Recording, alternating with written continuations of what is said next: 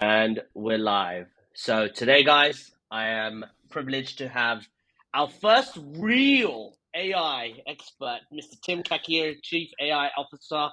And again, Tim, I get right into these conversations just from the rip. Who are you? What do you do? And why should people stay for the whole hour to watch this? Wow, great question. Well, my name is Tim. I'm a chief AI officer. That's what I call myself. I'm obsessed about AI. Some call me an AI cult leader. So, if you want to join my cult, stay on the podcast. All right, fair enough reason. What led you to AI? What brought you to AI initially? Yeah, well, after I thought about it for a while, I realized that actually I was in AI in 2017, but I was head of marketing, and it was not this sexy AI that we have today, right? It Mm. was computer vision, it was image recognition for real estate. It was super boring. It was just like most of my team were nerds, and I was this marketing guy that had to market what we were doing, which was basically tagging images of real estate to recognize hardwood floors and the type of windows and ceilings and stuff like that for big MLSs, so for big real estate portals. And it wasn't sexy. We had 18 months a sales cycle.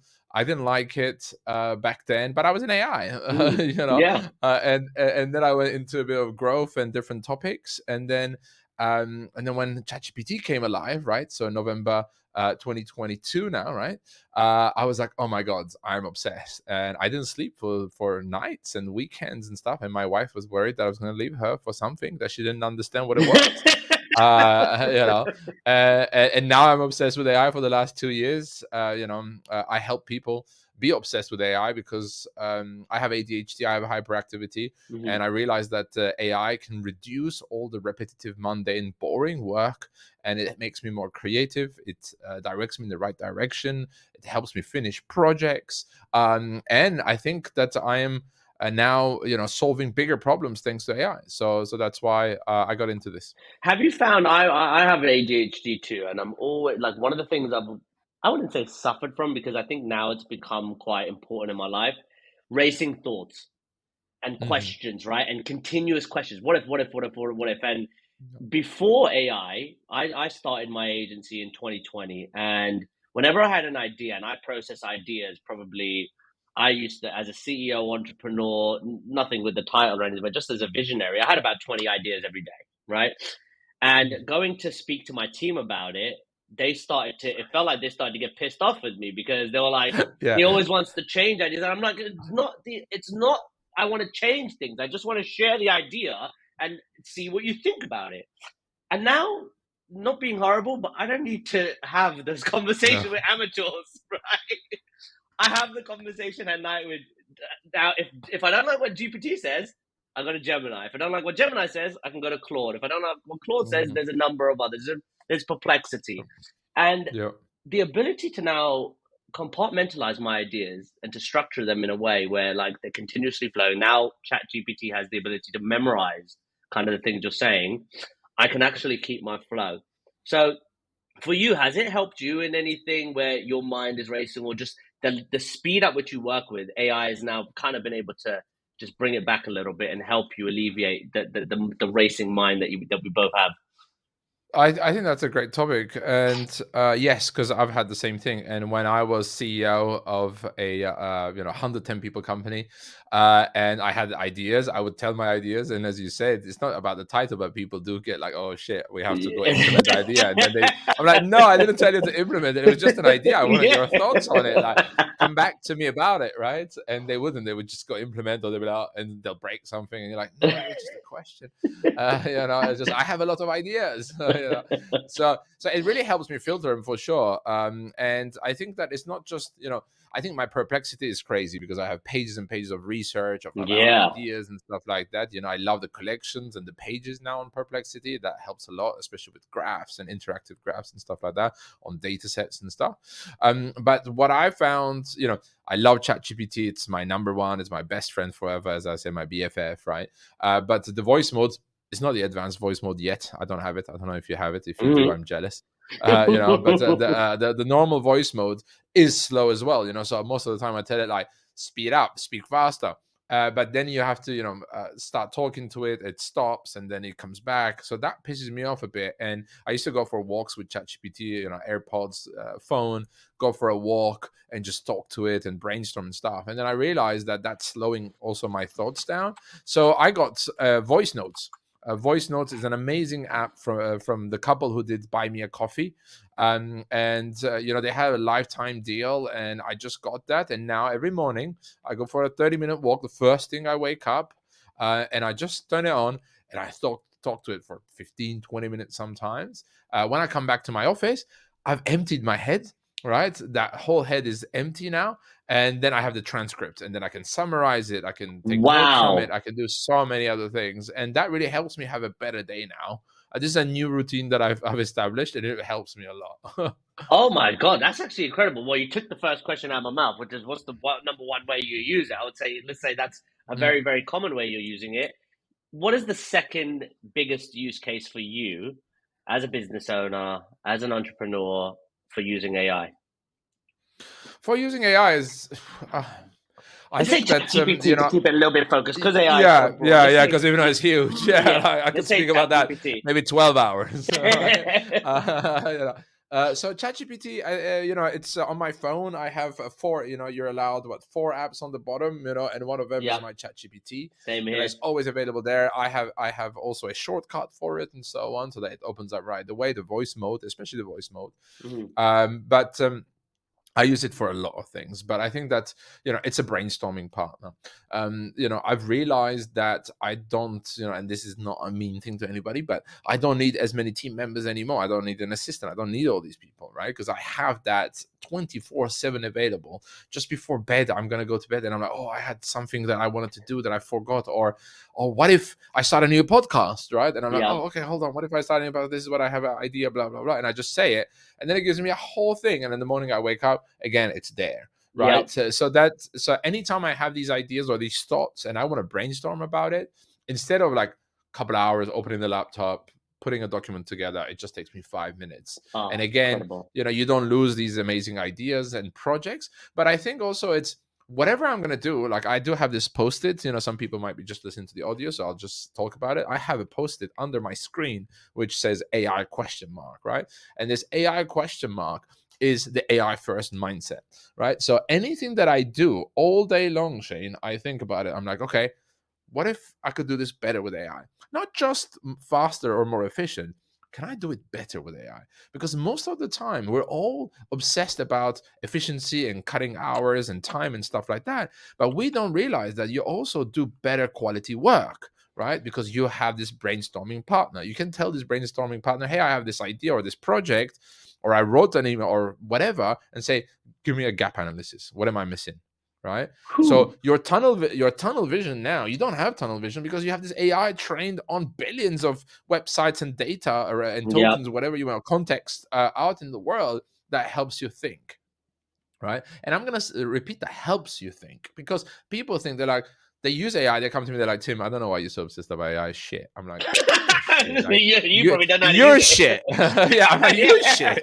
Don't say that. Like, I'm gonna punch you. No, almost. Yeah. It's like, don't say that about my best friend. And it's like, you don't know how to use it. And because people say something, they're like, oh, create this project or create a LinkedIn post or do this. And they're like, yeah, the output is crap. Of course it's crap, because it's not there to replace us. It's here to augment us. But when Hmm. I say, hey, I have an idea about this LinkedIn post, can you ask me 5 questions?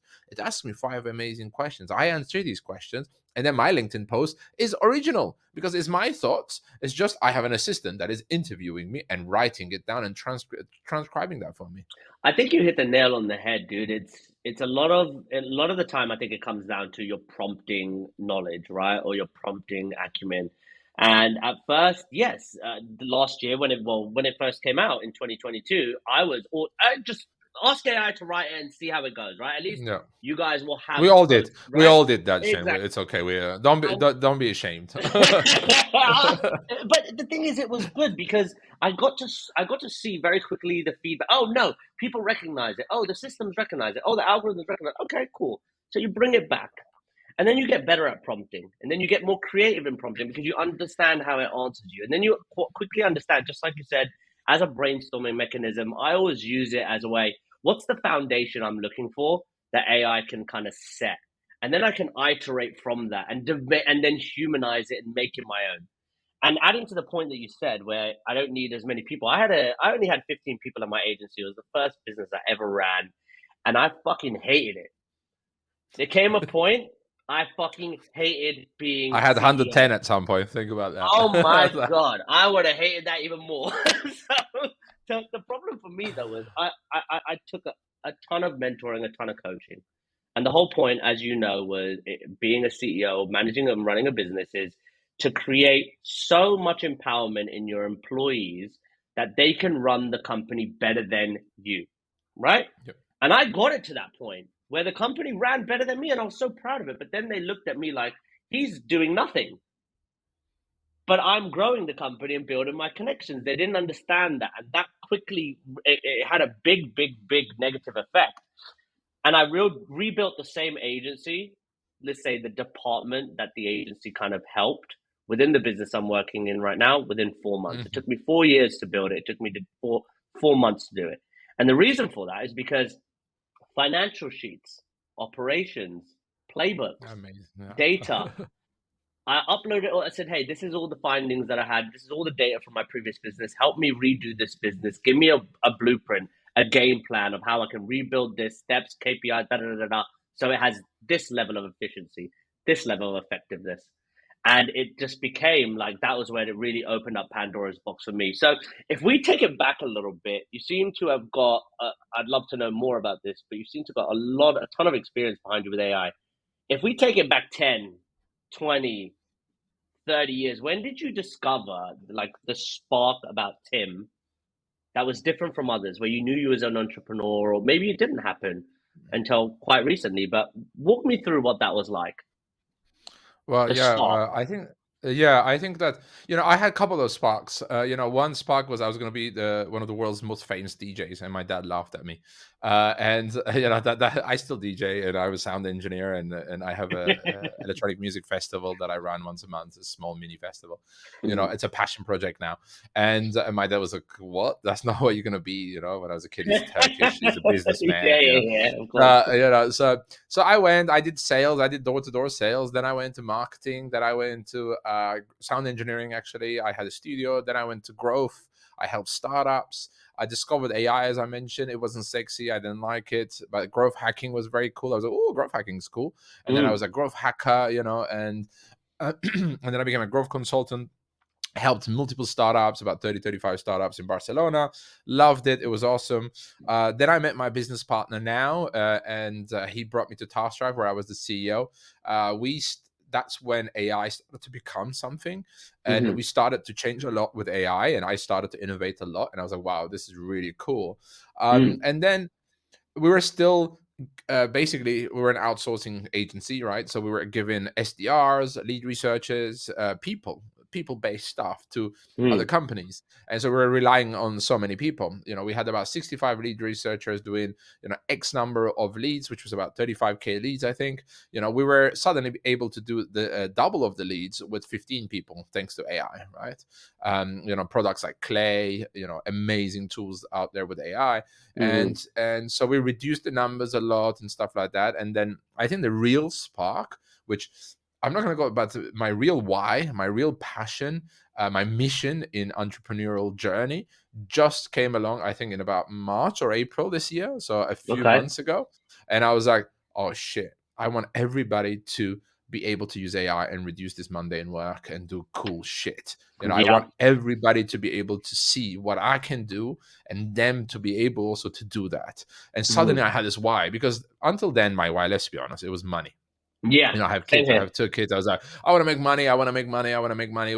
Why? Why do you do what you do? Because I need to make fucking money, right? England is expensive. Life is expensive.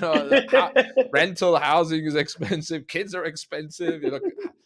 Schools are expensive. So it was all about money. And then, luckily this year I had this wow light bulb moment, and I was like, no, it's not about money anymore. It's about really helping people Yep. getting AI so that they can make the money that they want Mm-hmm. without doing the boring work and all that. And people doing their best. And when I realized that, I think a lot has changed. Bored at work, because 62% of our day-to-day work apparently is repetitive. This is a Yep. study by Accenture. 62%.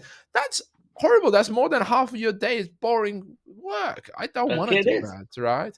And I was a professor at university for a few years. I loved it after my work. I was teaching topics like business intelligence, digital marketing strategies, and technologies. I wanted to give back to, because in my time school was really bad, Mhm. and I was like, I never learned anything that I'm using today Same. from school.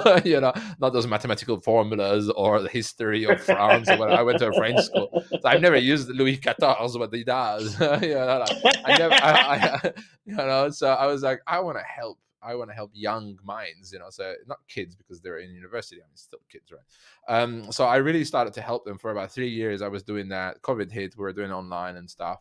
And then, so this new passion of AI and understanding, how I still have to make money because I got kids, and I still Yeah. love to teach. And now I have a topic that I absolutely adore, which is AI. And it has a reason, it has a why, it has a mission behind it that I want people to get.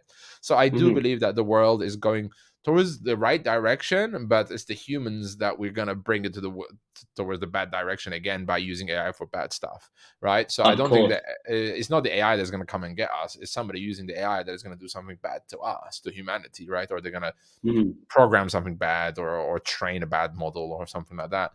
So I do believe that now I do have this why. I am really here to help everybody understand what we're living in and not to lose out, because it's AI is not coming to actually get your job, but it's somebody that uses AI that is going to get at least 5 people's job, right? That's what's If going to you happen. suck, I look at it like this: if you suck at your job or you have a shitty job, Yeah, it's coming for you. who cares? Who cares? You should be happy. You should be Yeah, so happy that AI is coming to replace the shitty job that you do, right? That's facts.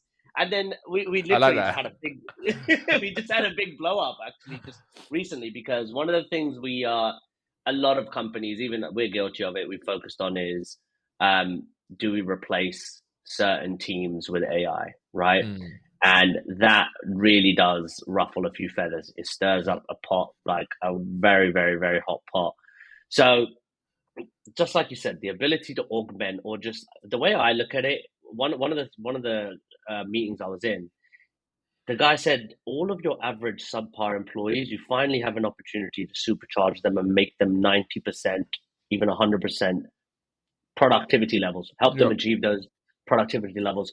And when you get, let's just call it 10 people who have elevated between 20 and 30% in productivity, the organization experiences such a massive uplift in growth, productivity, advancement, progress.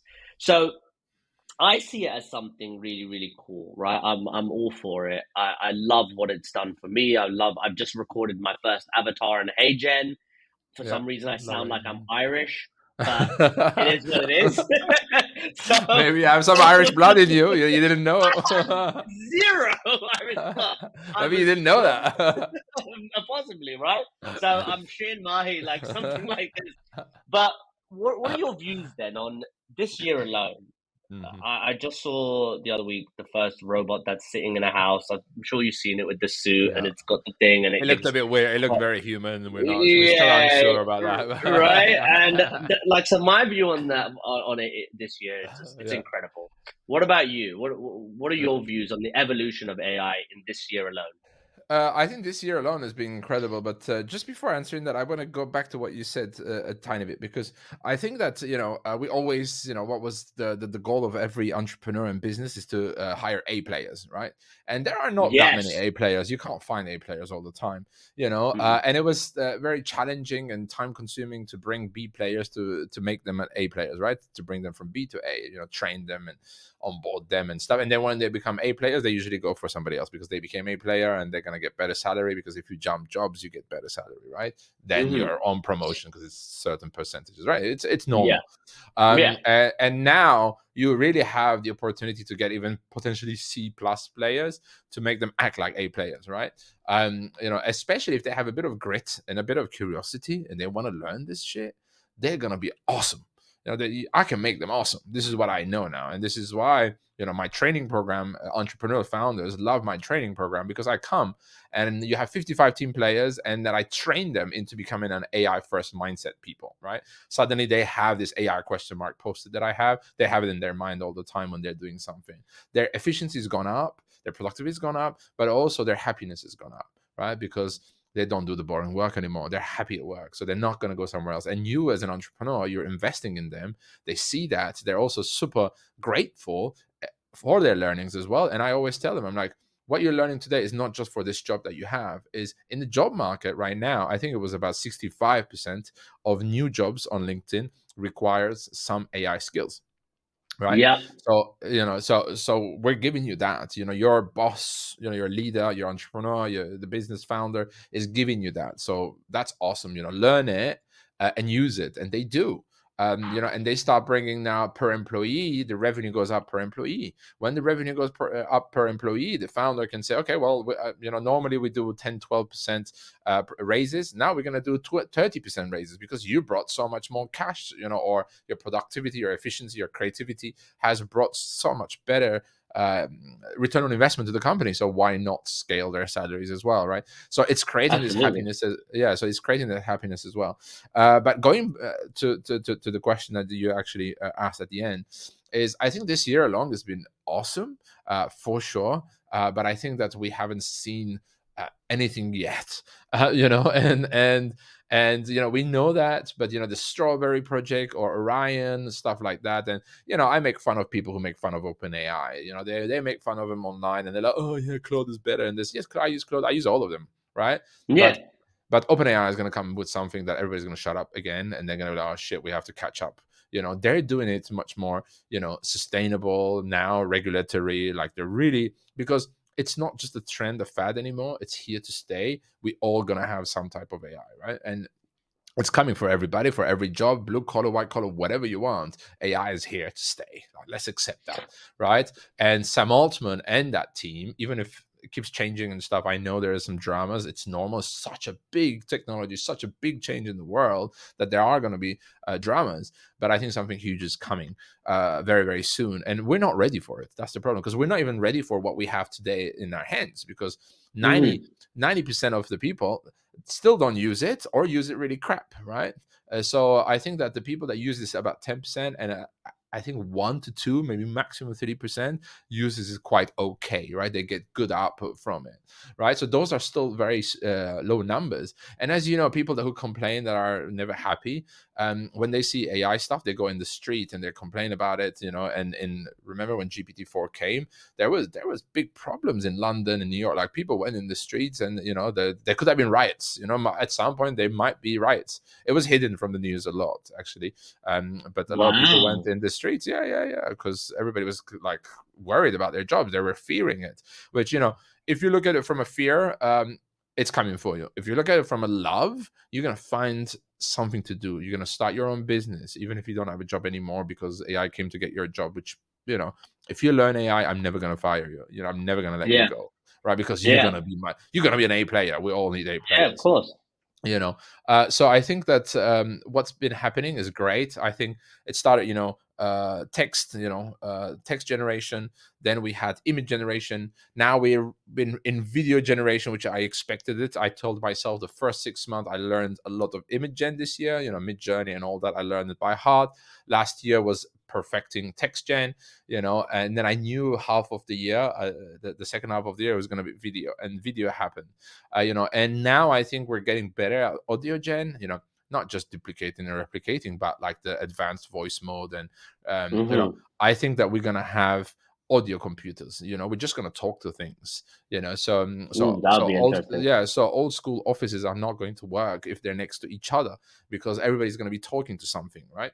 And we talk faster than we type, right? So we're going to be talking to these machines, and what we've been learning for the last couple of years is how to talk to machines. That's exactly what we're learning, right? Is how do I speak to Yeah. machines so that machines can get the job done, right? Before it was coding, right? It was development. Only developers and technical people who did computer science for many years could talk to the machines, and we paid them crazy salaries, and then they became the hot shots, and then San Francisco, Silicon Valley became that, right? And then that bubble is exploding because you have today Replit Agent, who just came last week with a new feature, and it kind of debugs itself, it deploys itself. The deploying was tough, right? Because Claude, ChatGPT, a bit of, you can get some code, but you can't deploy. Replit Agent can now deploy your apps that you build. The other night, in 5 minutes, just in bed, I built a dart scoring game. A scoreboard of Dart as an app, because I was bored. I saw somebody on LinkedIn saying something about how they did that, and I was like, well, I can do that with Claude 3.5 Sonnet and artifacts. I was able to do that. Think you're in the pub next time and you're playing darts with your mates. There's no chalk on the chalkboard. Hold on, let me just code an app that can do that for us. And it takes you literally 5 minutes, not even. Right? It took me 5 minutes because I was like, make the UX UI better, make these things, put tips, rule. If not, I had the functioning app in less than a minute. But then I made it really good looking. So I think that also the jobs that we thought were huge jobs, like development and computer science people, so developers and coders and stuff like that, where those are, I think, the first ones that are gonna be hurt. Because now I don't need 10 developers to do that. I can have one or two that is going to do the job of 10 to 20 potentially, right? Yeah. And I'm sure at some point you and I don't know your development skills, but I did 10-week course back in the day because it was very important. We'll be able to just say, hey, I need a CRM, and my CRM should act like this. It should integrate, to this, and it should have a form on my website. And your computer, or whatever that we're going to use for it, is going to build the whole thing. And it's going to be like, okay, yeah, that works. Like, great. So this is what's happening with Klarna and Salesforce. I don't know if you've seen that. Klarna is getting rid of their Salesforce subscription, their Workday subscription, because they can build with no code, low code. They can build all those CRMs, all those productivity apps. I can build you that. Salesforce is horrific. I have a client that has Salesforce. I look at it. HubSpot, great, but HubSpot even went in the wrong direction because of their pricing model. They went too advanced on the pricing. Everybody's confused. Like you don't know what subscription to get, because every subscription has different plans and every product has different. It's just so confusing, right? But today I can build you an app that does that, and it'll be custom made for you, and it have generative AI features right away, and you potentially can just talk to it. None of us. The problem is not going and entering data, because we don't like that, right? The problem is that we don't like that. So what if you were able to just to say, hey, yeah, I just spoke to Shane, here's the conversation, just create the deal. Bam, the whole deal is created. Oh yeah, let's just follow up with him, right? Boom, done again, right? That's what's happening right now. That is going to be incredible, and I think again that's a gap that needs to be filled. So let's say there's a CEO, operations leader watching this right now, and we know that, oh my God, these calls are ridiculous. We know that you've got your situation, your current state of play right now, which is you've got your team, they're not using AI.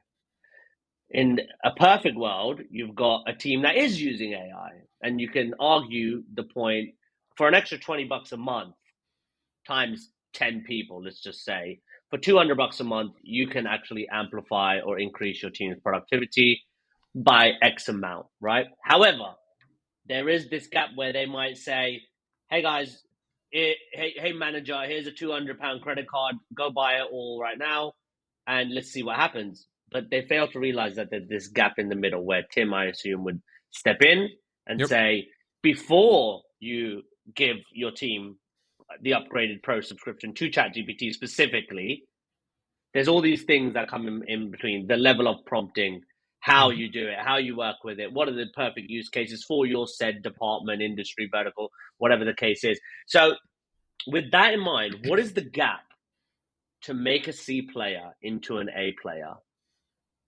Given the fact that we know you can use this tool, but there's this gap in between. What is the gap that you feel? Well, the gap that I feel, I think it's that question, right? The AI question mark, because the curiosity, the drive, and the potentials and the possibilities is what's very important. Because right now, the limitation of AI is us. It's our creativity. It's like you could do anything and everything.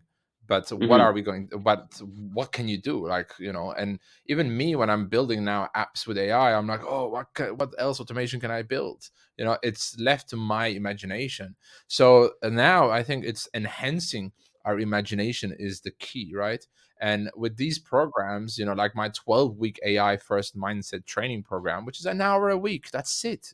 It's an hour on Fridays. We have a ton of fun. We have all the team members on a Zoom call. I do workshops. I show what's possible. Everybody tests it. They come back the next week. They're like, oh shit, that reporting process that was taking me 5 hours took me an hour. Right. And then I see their eyes shine and they're, oh my God. The second I see that, I know that they're on board. Right. So I think the gap is really show them what's the potential. And, sadly, they see the potential on LinkedIn or on YouTube, and it's not to their use case. It's not custom for them. So they see, oh, somebody did a LinkedIn post, or somebody wrote a poem, or somebody did a document. Great. But it's not their day-to-day process. But when I see their Exactly. day-to-day process and I show them and I do their process in the new AI world, they go like, oh shit, this is awesome. Right. And then I have them aboard, and then we're on this AI boat, sailing in the right direction, and the leaders, though, this is I think the people that I work with, the successful ones, is the leaders come to me because they've been trying it and they're like, you know what, I love this, and it's like, but I don't know what to do and how to bring it to my team, right? And usually half of the team is against it and half of the team are quite keen on it. This is what I've seen as a trend. Hmm. And half are like, oh, I don't want, I'm old school, I've been doing my process for 20 years and it works really well. Like I had yeah, I had this guy saying that, and he's a field salesperson that goes door to door, he goes shop to shop, to check their products and the store, speak to the manager and stuff like that. And he's been doing it for many years. He's right. I love him. Don't get me wrong if you're listening, but in a survey, he says, I've been doing this for 20 years. I don't need AI. I don't need your help. And it's like, then you show him a custom GPT built for him, right, on his phone, when he gets from a store to the other store, and he can just open up in his AirPods and say, hey, I'm going to report about that store. Ask me my reporting questions. And he just answers the questions. And the second he got to the other store, his reporting is done. On Friday, he's not going to have to go back in the office and be like, oh, what was I done? Did I write something on here? Did I do that? Or what was it? Blah, blah. He doesn't have to do that anymore because he's done it, with this custom GPT built just for him. Right. Or they're planning their routes on Google Maps and it takes time. They're like, oh, we're going to go here. And then suddenly the traffic changes and they got out of the store. There's an accident or something like that. They don't know. And they're like, oh, I was going to go to this shop. But instead they're like, oh, where should I go next on my route? Oh, something happened there, because it checks Google Maps. It checks the API, custom GPT, and it tells you, okay, yeah, let's reroute that. Let's just go to that shop and then that shop. Right. And then instead of being able to, suddenly he had 8 shops in his mind today, right?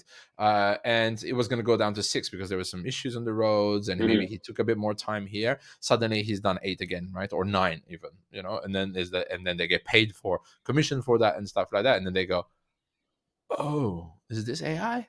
I want some of this, and Yeah. and then I know that I have all these people, on board, and the leaders are on board, the team members are on board, and now then after that, what do? They ask you what's next. They're all trained, but they see the limitations of ChatGPT suddenly, and even custom GPTs has limitations. And then you go, okay, well, there are custom AI solutions we can build for you, right? That taps into different APIs, that taps into your Salesforce, even if you still want that, right? And then you don't even have to open your Salesforce anymore. You can just chat to your Salesforce from your custom solution. You can put the Zoom transcript and it does the deal note, and everybody's standardized, and everybody can read the same standardized, beautiful notes about different deals. And the reporting is done automatically and is sent to the clients or whatever.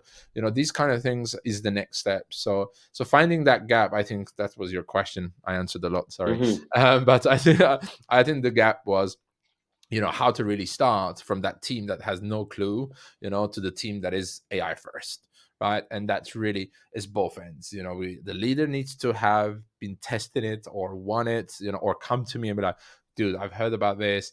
I don't know. I tried it. It didn't work for me. Can we try together? I do that Hmm. for free most of the time. We just chat. I'm like, look, you could do this. Let me build a custom GPT for you. I did that the other day on a call, on a discovery call. And the guy went like, what? You just built me that custom GPT? Well, that's awesome. And I just delivered it to him on a call, right? He loved it. And they come back. They're like, okay, so now I know. So how can I get my team on board, right? And then it's like, okay, let's discuss the next steps. And that's training your team. I think it all starts with training at the moment.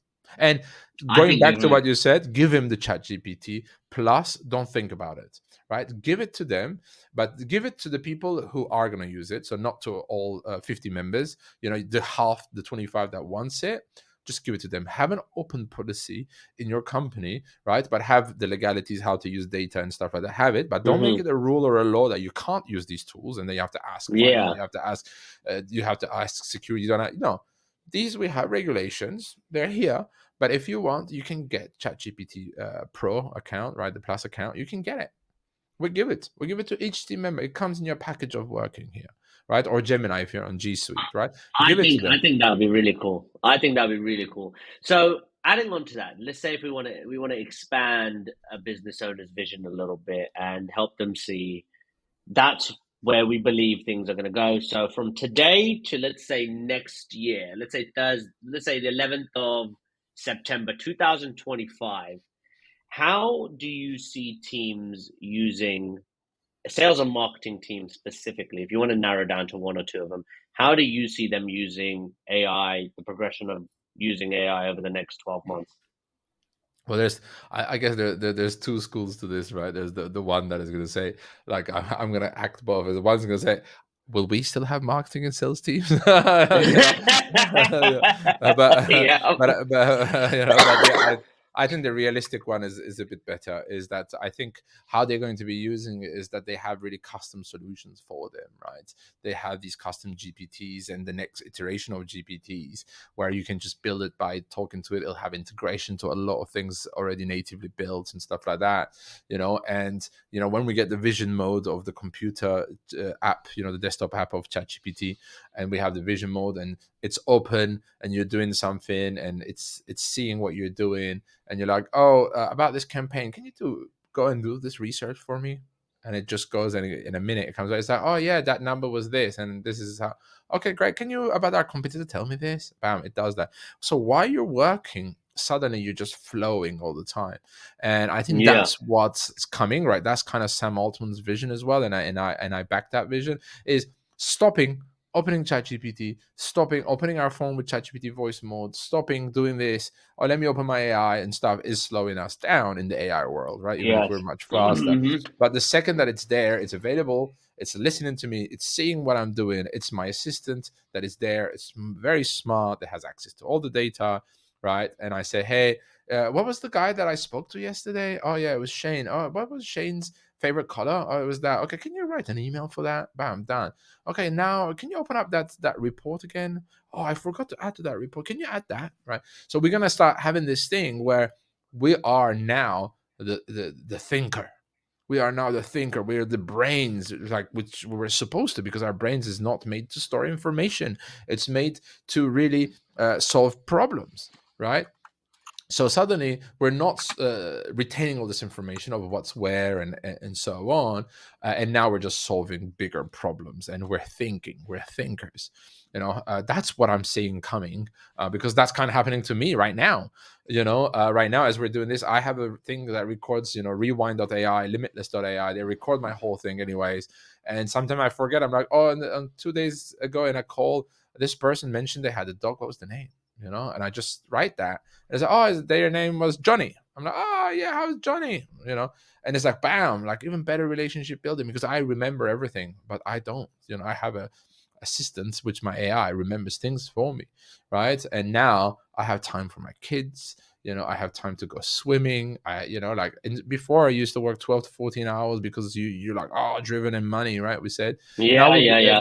now we'll be able to do potentially the same work in 5 to 6 hours, and what everybody says about productivity gurus and all that is, 3 hours of amazing focus a day plus an hour of admin plus an hour of creative stuff, and like 6 hours maximum. That's huge on your brain already, right? So, and we've been pushing it to 9, 10 in the US, even more, right? And that's not helping our brains. That's It's absolutely not. not helping our brains, and we're not It's becoming more all creative. We're bullshit. not becoming, yeah, exactly. We're not becoming more productive at all. We're doing crap work all the time, 62% of the time, right? And so it's awesome that we're gonna have these assistants, and this is what I'm seeing in sales and marketing. And you'll be much more creative because you'll have video gen, image gen, text gen, audio gen. You'll have multimodality properly. and you'll be able to talk to the machine. I think, look, that's a good point that you raise, with number one being this hustle mentality, this just grinding thing that used to be, I think it used to be the norm a couple of years ago. And I thought that that was how it's supposed to be when you run a business. Because I had so much energy, you run a business and you got to go through, you run through 12, 13, 14 hours a day. You dismiss your wife. I went through a separation because I thought that that was the norm, until I paid for some serious coaching. And that coach actually told me, he said, no, as a CEO, what you want is white space. You want white space. I was like, what the fuck is white space? You want white space in your calendar. You don't want a calendar that the second you wake up in the morning, you go, boom, you don't even have a lunch. You want, what, as a CEO, as a leader of a company, you need time to think and to Yep. process. You run the risk of not getting as much done. But now with the use of AI, you can actually pack all of that productivity into, like you said, those 3-4 hours. And one of my quote unquote managers counterparts at the company I'm working for now, I told him when it was a couple of months ago, I said, dude, there is no chance you can fill my day right now. Everything I've done, everything you asked me to do, it's done in 2 hours. So my day is done. What else do you want me to do? And that, like, there's a few concerns that will be raised on that, but the work is done. So what, really, can you find anything else? And he couldn't. And that was amazing. But on the point you just mentioned, where custom GPTs and how companies and teams can be using, and this is why I'm writing so many notes for the first time in a number of podcasts. How do you align those concerns with that vision? So, given the fact that you're going to be able to do all this productivity, you're going to be able to Yep. add all these different components to your life, to your workday, what concerns arise for that entrepreneur watching this, where he might be thinking something and what you mentioned next is actually exactly what he was thinking, or it's another thing he may want to consider? Well, I think the biggest concern is kind of what you said. We had, even when I took over the company, we had a time doctor. A time doctor is a time tracking, and it takes even screenshots of your computer. And a lot of companies sadly still runs like that. There was Yeah, even mouse tracking, right? Luckily, we didn't have all yeah, that stuff, and I got rid of all that. And it was, I could be acting like I'm doing very good work for 9 hours, and like, you're like, oh, he's working for 9 hours and he's done that project. And I could just be working for an hour and do the project, right? And potentially the quality even of the project is better when I do it in an hour because I'm passionate and I'm driven and I do it. And in 9 hours, I'm just like, oh, let me go for a tea. Let me go for tea. Yeah. I remember even in offices. I remember, we had an office, and the coffee machine was always full. Where the coffee machine was, everybody would take breaks of coffee, and everybody smoked, and they would go for a cigarette and stuff like that. yeah. And it's like that. That then I would calculate, back then. But now, if I calculate it, it's like that 8 hours potentially. The actual hour in front of a computer that was productive was less than two, anyways. Two. And there's so many meetings. There was a meeting about everything, right? There was a meeting about meeting, right? It's like, oh, we're gonna have a meeting. Let's have a I've heard meeting. that one. Yeah. There was like, we're gonna have a meeting next week. Let's have a meeting about that meeting, or shall we have that meeting? So it's like, now I just open out ChatGPT. I'm like, do we need that meeting? No. Okay, well, write the document and send it to everybody. Boom, it's sent. It's like, we don't need that meeting, guys. Or even or we have it, yeah, or we have even Loom videos, right? So and if you smoke cigarette, now you're at home and you smoke on your own terms, whatever, because you can smoke in the office, it's public space. Um, so I think that the concerns are going to be this hourly mindset stuff, but I think that not everybody has that, luckily. So I think the winners are going to be the ones who look at productivity, efficiency, outcomes, right? Really outcomes, and I don't even think the outcome should stay as a monetary outcome, because we're very focused on the monetary outcome. But if we do have our whys, and I didn't believe in this before, when Simon Sinek talked about his why and he had this video, I was like, that's bullshit, right? Me too. I was like, my why is money. Money, baby. And I was too focused on money, and now that I have my why, I'm like, if I do my why, money comes anyways, right? Because if you Yeah. think about money, money doesn't come. Like, you chase it and it runs, and you're chasing it behind in the back all the time. But if you have a why and you focus on that, money follows you, right? Because you're doing your thing. I'm reading this amazing book, Reality Transurfing, as well, and it's really that is like, if you're too obsessed about something, that's not going to happen, right? And most of the time it doesn't. And the ones who has a lot of money, most of the time, they have an obsession, they had a mission, they had a drive. Even Alex Hormozy, he loves money, I know that, but his mission was to open gyms and make it the best ones, right? It wasn't money. Money came, because he had a mission. So when you even look at these sales gurus that we think are very aggressive and driven, most of the time they enjoy selling, or they enjoy whatever the why and the mission is of what they're selling, right? So there is some kind of passion that is not the money itself, but it's something about what they're doing, right? And when you do that, Absolutely. yeah, then I think the money comes anyways. And I found my why now, so I'm very excited, of course, about this. And now I'm like, Simon Sinek knew a couple of things. He did. He did. He Yeah, did. He definitely yeah, did. He definitely yeah. did. And So I I think think, even on yeah, please. and just on the last point, just to touch on that, because the Alex Hormozy story, I watched it at first 3 years ago. I'm watching this guy and I'm thinking, who's this juice head? He looks like he's homeless, and Mm, that was like his entire brand. And then I started to dive deeper into some of his podcasts and his stories and how he got to the place he wanted to be. And a lot of it was, I've used this in my life too. A lot of it was proving his dad wrong, because his dad was an Iranian guy, typically very authentic, and he wanted him to become a doctor. oh, And classic, he was yeah. like, no, I wanted to do this. Like, no, I wanted to do this, this, and this. And he was like, all right, well, I don't think you're kind of suitable to quote unquote like be my son. And that's where he drove across state and did it. And he went through all those trials and tribulations, bankrupt and everything. I'm sure you know the story. I've Hmm. used that as ammo too in my life. So many moons ago, 15 years ago, I landed myself one of the worst addictions I could have ever landed in my life, which is opiates, that led to heroin, that led to rehab, that led to jail, that led to prison, that led to deportation, that brought me back to this country. And in 2014, I had a mission, which was, I'm not going to be a bum. I'm not Mm, going to be a loser. I'm not going to be a repeat fuck up. And everybody who thought or believed that I would come up and repeat that cycle, I'm going to prove them wrong. yeah. And for 9 years, that was my catalyst.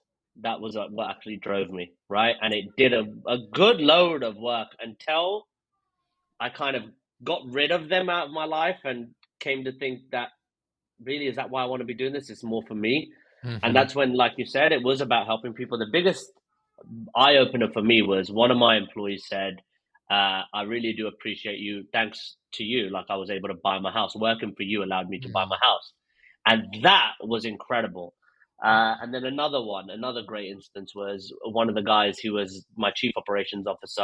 I got him a job at a company that they had this software that basically ran with a fleet of private jets. So the owner was mhm. he had a private jet in a massive company. He's working for them now too. And those things brought so much more fulfillment than any type of money or proving something wrong. And I think that's something that a lot of people got to realize. And now with AI, you can become that person that you've always wanted to be, right? My Yep. favorite quote is this, and then we'll wrap this up.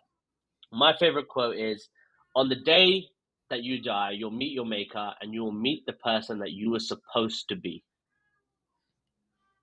It's a good one. So for me, if I ever met Shane Mahi 2.0, who didn't make any mistakes, which could have been good or bad, but achieved everything, had his companies, had all the cars, had all the whatever he wanted, barring materialistic fulfillment, all that, would I be happy with who I was? Mm.